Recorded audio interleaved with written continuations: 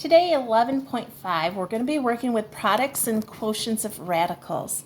Now, we have an important rule, and it's written in algebraic terms, so it sounds like a foreign language, but it's called the product law for square roots.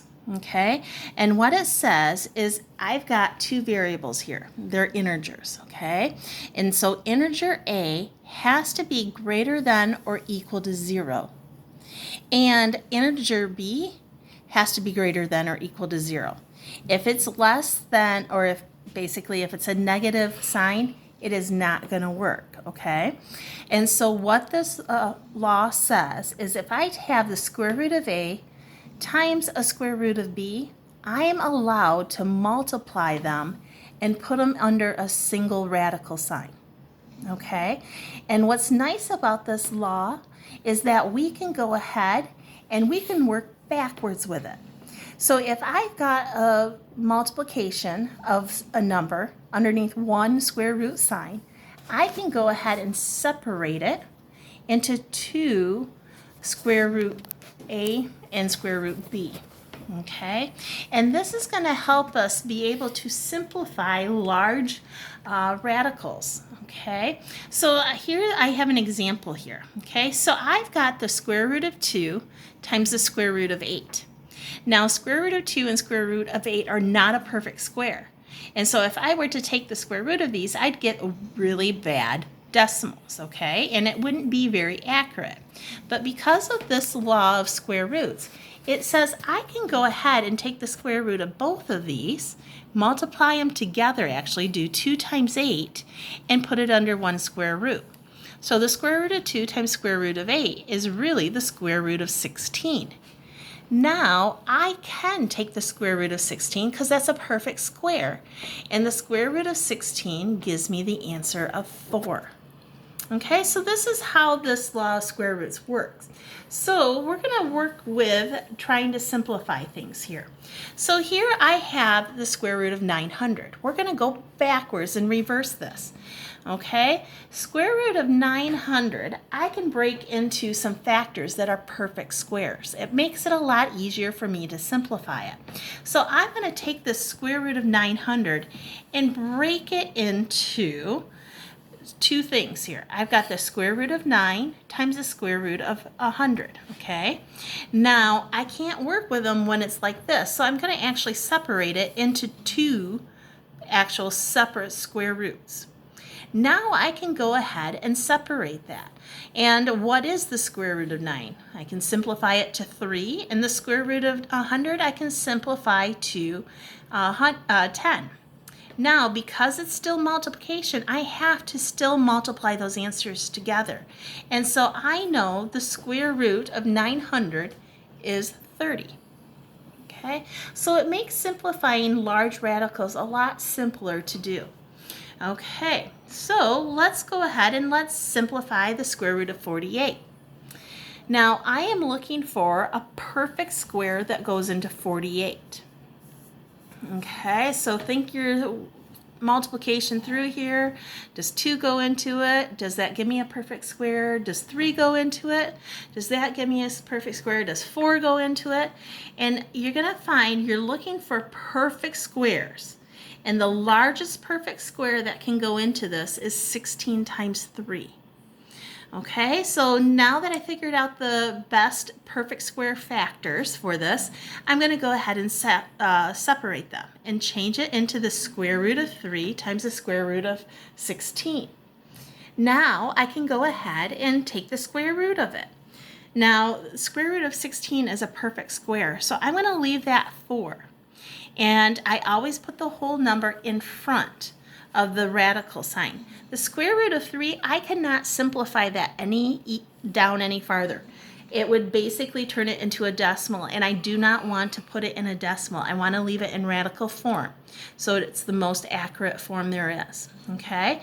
And so my final answer is going to actually be 4 times the square root of 3. And the whole number always goes in front.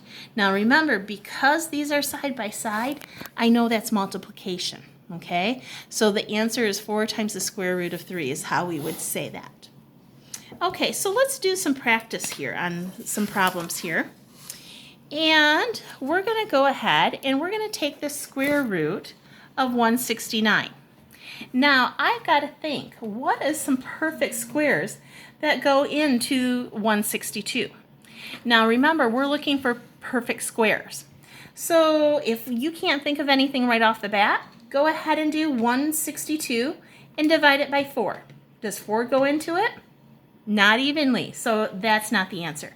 So we're going to take 162 and divide it by the next perfect square is 9. Does that go into it? It does, 9 and 18, so that might be a possibility.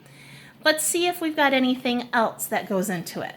So I'm going to take 162 and the next perfect square is 16. That doesn't go into it evenly. I'm going to do 162 divided by 25. That doesn't go into it.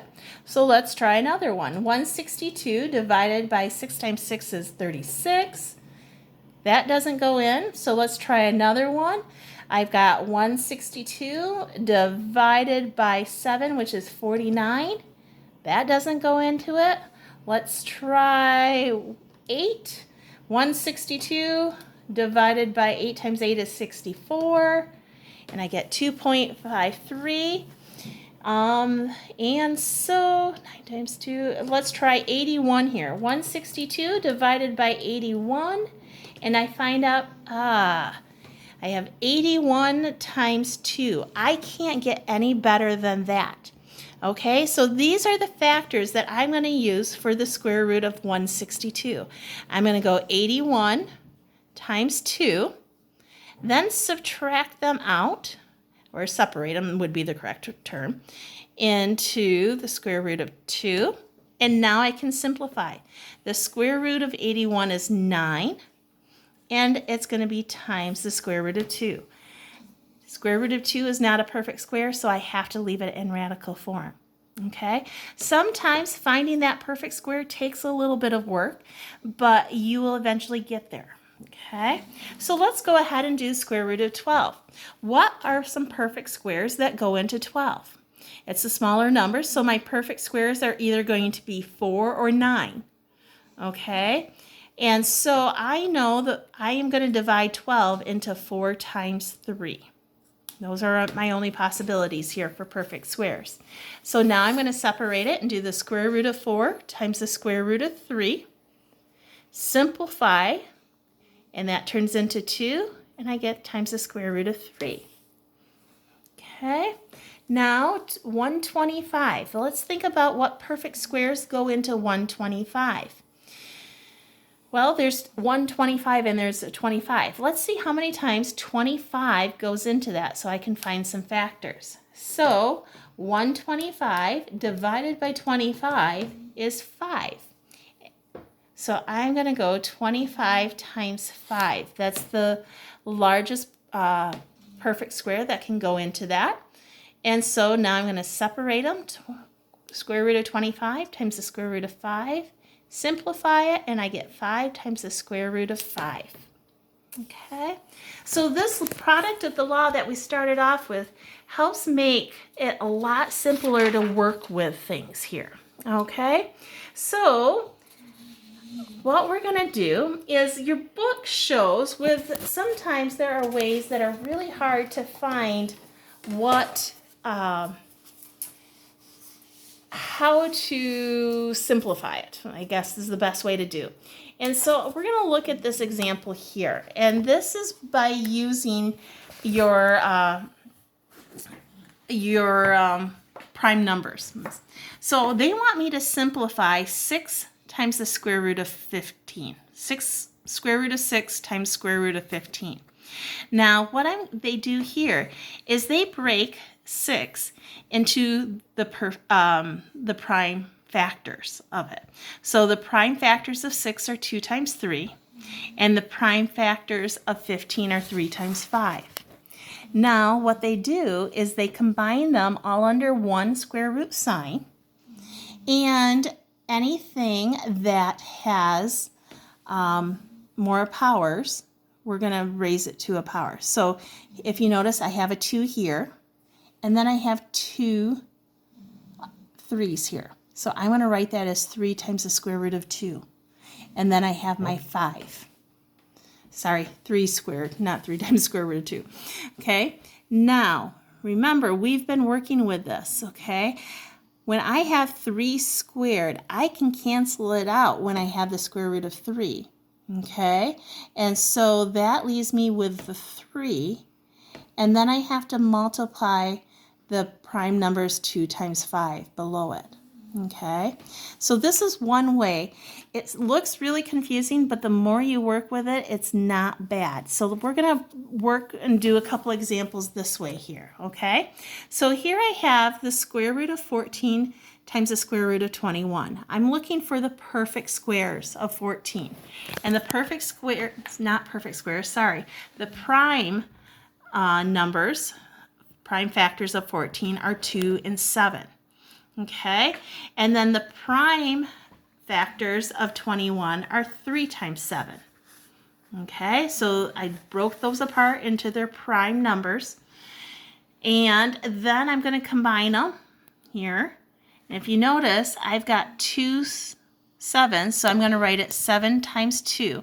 And the thing is I want to group all of these perfect squares together. So I want to, if I have multiples, here I have 2 7s, I want to write it as 7 squared.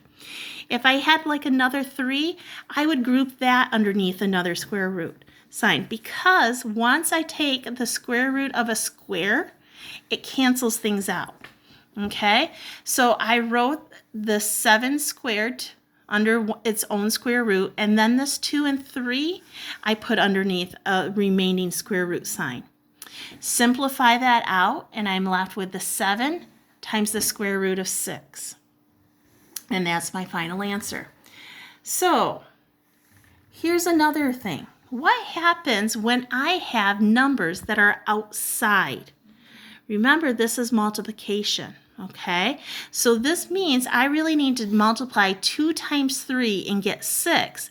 And then I have to work with my square roots for this problem. Okay, so I'm going to separate it out, pulled my whole numbers out here to multiply. These are side by side. Now let's go ahead and do the prime factors. And the prime factors of 54 are 2 times 3 times 3 times 3. Okay, 15 is 3 times 5.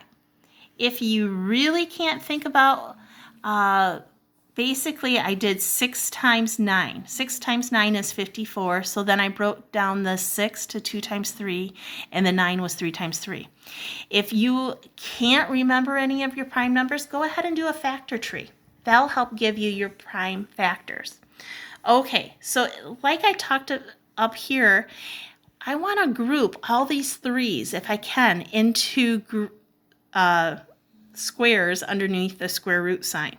So what we did here, let me show you here, is here's my 6 that we multiplied outside. We're going to not worry about it right now. I'm going to group, here's a group of 3 squared. Here's another group of 3 squared. And what's all left over? I put underneath a square root sign. And that would be my 2 and my 5. Okay, now my square roots cancel out my squares, and so I'm left with 6 times 3 times 3, and then it's times the square root of 10. Now, I have to, the last step is multiply all of these together. Remember, they're stuck side by side, so that means we're multiplying. And so 6 times 3 is 18, 18 times 3 is 54, times the square root of 10. Okay, so the more we get comfortable with it, it is not too bad to do it in this way. Okay, so let's work with this here. Okay, let's see if we can simplify some things here. Now, I've got square root of 7 times the square root of 3. Okay, to simplify it, there's nothing I can reduce it down. The most simplified version that I can do for this is put it under one square root sign. And so that would be the square root of 21. That's as simplified as I can make it. I can turn it into one square root.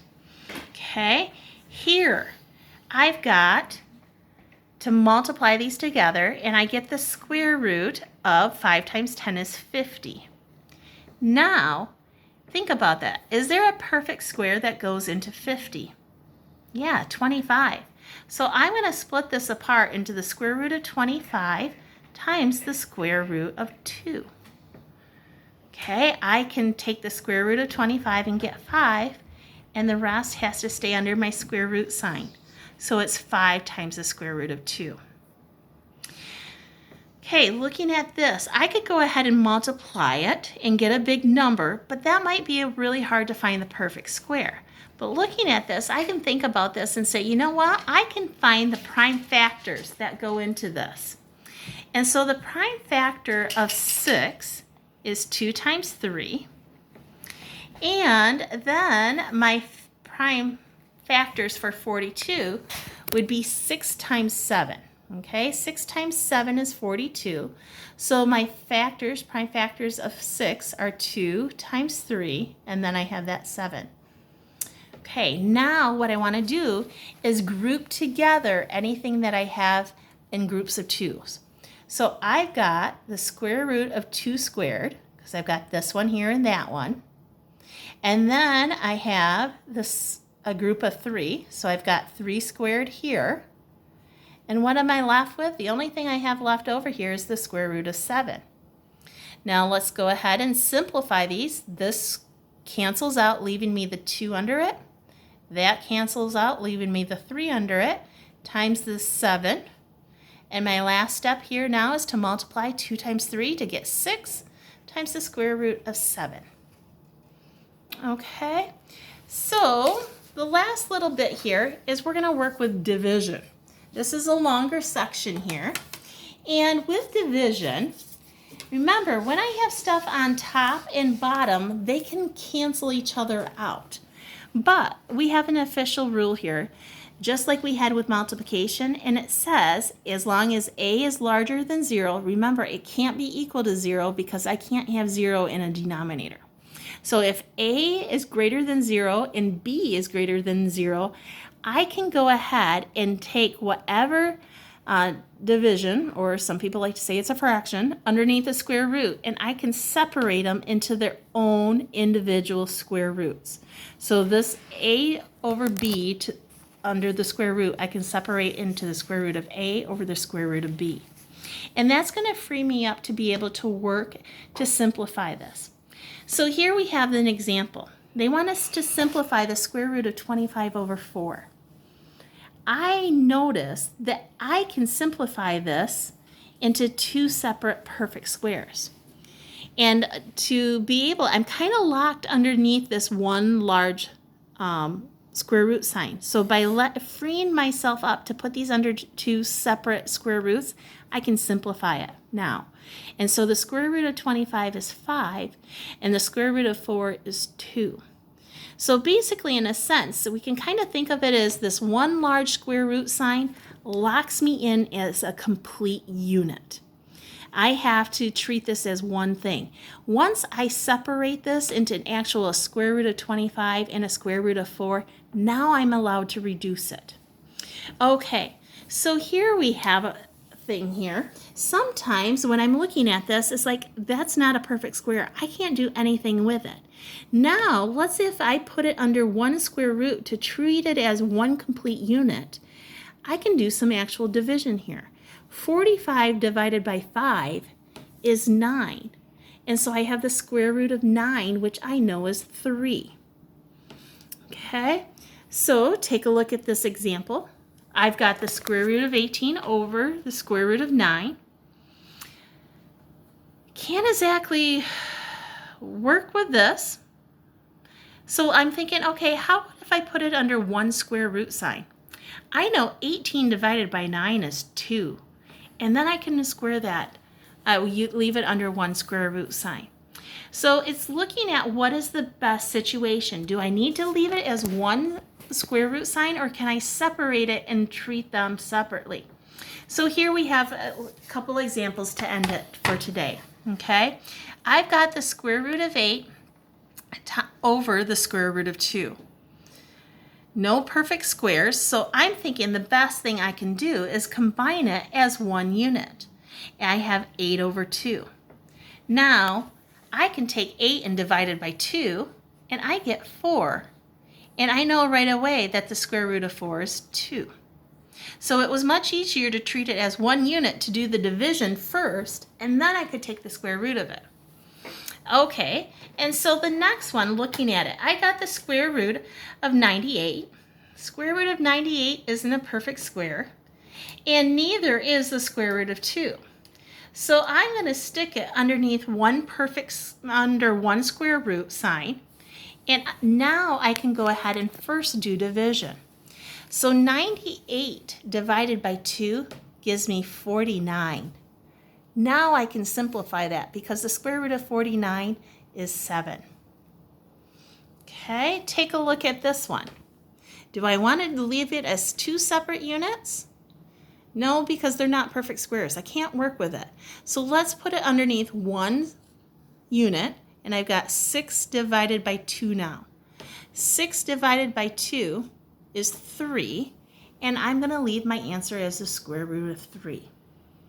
Okay guys, so these are some rules that help us simplify radicals. If you have any questions, get stuck on homework assignments, check out the examples in your book, or give me a call or a text message or an email. Have a great day.